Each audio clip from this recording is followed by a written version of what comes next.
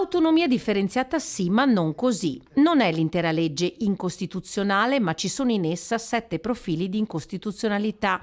La politica si spacca sulla decisione della Corte Costituzionale, le regioni possono avere forme particolari di autonomia, ma non vanno minati unità della Repubblica, solidarietà tra le regioni, eguaglianza, diritti dei cittadini, equilibrio di bilancio. Questa è la premessa dei giudici. In attesa di più luce dalle motivazioni della sentenza, alcuni punti sembrano fermi.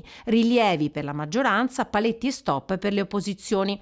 Lo Stato non trasferisce materie, ma funzioni di materia legislative e amministrative.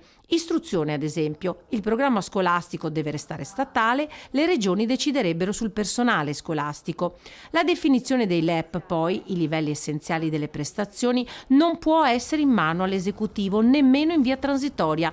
Non basta un DPCM del governo, serve un sì del Parlamento. Come si finanziano poi le funzioni devolute alle regioni? I giudici bocciano il decreto interministeriale come strumento per modificare le aliquote di compartecipazione al gettito.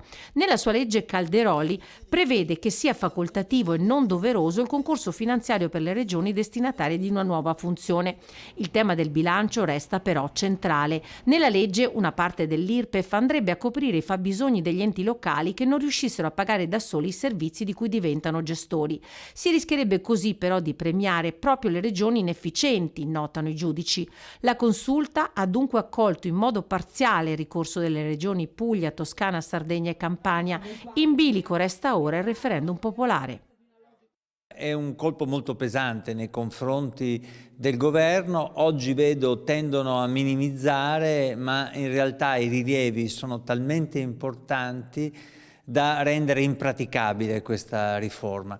Purtroppo, lo avevamo detto, questo impianto non reggeva dal punto giuridico, andava fatta l'autonomia in modo responsabile e in modo molto diverso. Oggi siamo di fronte a un flop, purtroppo viene pagato anche dalle imprese e dai cittadini del Veneto che ci avevano creduto.